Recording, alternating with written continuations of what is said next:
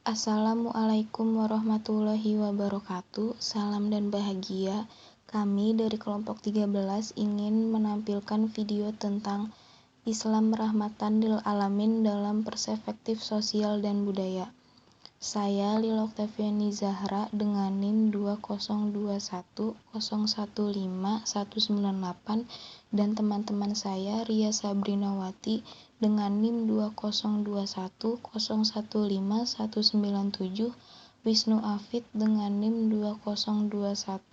20210151199 dan Mustafa Ahyar Abdillah dengan NIM 20210151200. Hakikat Islam rahmatan lil alamin. Kalimat ini terdiri dari dua kata. Pertama, rahmat yang diambil dari kata rohim yang bermakna rahim wanita. Ketika disebut rohmah, maka artinya adalah kasih sayang dan kelembutan yang diiringi berbuat baik kepada yang disayangi. Kedua kata lil alamin artinya adalah untuk alam-alam.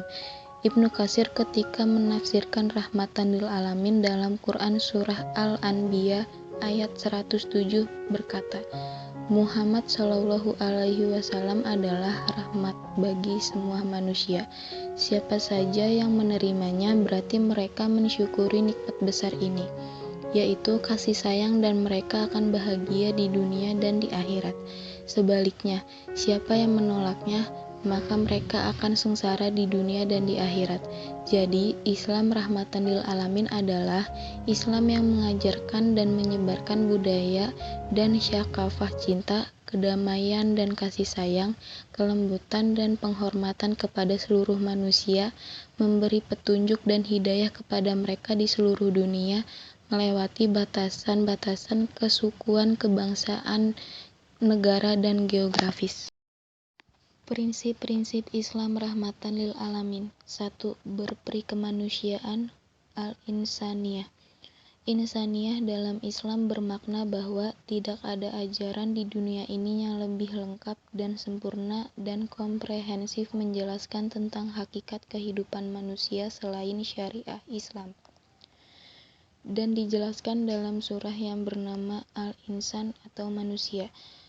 Allah berfirman, bukankah pernah datang kepada manusia waktu dari masa yang ketika itu belum merupakan sesuatu yang dapat disebut. Sungguh kami telah menciptakan manusia dari setetes mani yang bercampur. Kami hendak mengujinya dengan perintah dan larangan. Karena itu kami jadikan dia mendengar dan melihat. Sungguh kami telah menunjukkan kepada jalan yang lurus. Ada yang bersyukur dan ada pula yang kufur. Quran Surah Al-Insan ayat 1-3. 2. Mendunia atau al-amiyah. Mendunia atau global al-amiyah adalah bahwa syariah Islam bersifat mendunia, tidak dibatasi oleh geografi wilayah tertentu, suku, ras, dan bangsa tertentu, atau iklim serta geopolitik tertentu. Syariah Islam berlaku untuk seluruh alam dan seluruh manusia yang mau menerimanya. Globalisasi atau al-amiyah, syariah Islam mengajarkan persaudaraan dunia antara manusia lintas golongan, suku, bangsa, dan bahasanya. Prinsip-prinsip Islam rahmatul lil alamin yang ketiga, komprehensif atau asyumul. Komprehensif atau sumul adalah keseluruhan atau totalitas ajaran syariat Islam, meliputi seluruh atau semua aspek kehidupan manusia di dunia dan akhirat. Islam tidak menerima dan mengenal pembagian atau pembatasan ajaran pada dimensi atau bidang tertentu dalam kehidupan manusia, karena syariat Islam berasal dan bersumber dari Tuhan yang Maha Sempurna, Allah Subhanahu wa Ta'ala. Realistis atau al-waqiyah. Al-waqiyah adalah karakter Islam yang bermakna bahwa Islam mengajarkan manusia untuk memahami dan memaklumi dengan realistis bahwa manusia adalah ciptaan Allah, tidak ada zat lain yang menciptakannya, sesuai kondisi real dan ilmiah yang tidak dapat dibentangkan oleh akal dan logika manapun di dunia. Waqiyah ajaran Islam dalam ibadah telah melahirkan hukum-hukum ringan dan memakluman dan sebagainya kepada manusia. 5. Toleransi dan memudahkan atau as-samha dan at-taisir. As-samha adalah memudahkan atau toleransi kepada orang lain, ataupun at-taisir adalah kemudahan dan keringanan. Ibnu Mansur hampir menyamakan makna as-samha dan at-taisir, yaitu kemudahan. Ibnu Asyur memaknai as-samha adalah kemampuan berinteraksi dengan mudah dan proporsional. Antara konstanitas dan fleksibilitas, karakter terakhir dari ajaran Islam ini adalah karakter agama yang indah dan penuh hikmat dan rahasia tinggi dari Allah. Ajaran Islam yang tergolong konstan, ajeg, dan abadi tidak akan pernah berubah seperti seluruh jenis rukun iman dan rukun Islam. Juga ajaran-ajaran pokok Implementasi Islam rahmatan lil alamin dalam kehidupan sosial budaya. 1. Implementasi rahmatan lil alamin dalam kehidupan sosial. Dalam Islam, dimensi lingkungan sosial manusia yang sangat berpengaruh dalam kehidupan seseorang adalah lingkungan keluarga. Karena keluarga adalah cikal bakal lahirnya manusia dan tempat mereka hidup dan beradaptasi pertama kali. Karenanya Rasulullah SAW bersabda, setiap anak lahir dalam keadaan sesuai fitrahnya atau suci, maka kedua orang tuanya lah yang menjadikannya Yahudi atau Nasrani atau Majusi. Hadis riwayat Bukhari dan Muslim. Oleh karena itu, Islam sangat memperhatikan lingkungan keluarga dalam mendidik anak, membangun karakter dan akhlak, serta membentuk kepribadian manusia. Sehingga Allah Subhanahu wa Ta'ala mewajibkan menjaga dan mendidik keluarga menjadi keluarga yang soleh, dan menjadikannya bagian penting dalam ajaran Islam setelah menjaga diri sendiri, sesuai firman Allah dalam Al-Quran Surat At-Tahrim ayat 6 berikut ini. يا أيها الذين آمنوا قوا أنفسكم وأهليكم نارا وقودها الناس والحجارة عليها ملائكة غلاظ شداد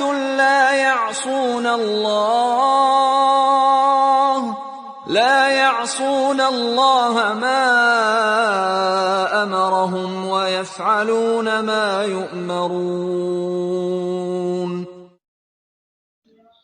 Prinsip-prinsip Islam rahmatan lil alamin dalam masalah sosial selain keluarga dapat dilihat sebagai berikut. 1. Interaksi sosial antara manusia yang majmuk sesuai firman Allah dalam Quran Surat Al-Hujurat ayat 13 berikut ini. Ya ayyuhan nasu inna khalaqnakum min dzakarin وجعلناكم شعوبا وقبائل لتعارفوا إن أكرمكم عند الله أتقاكم إن الله عليم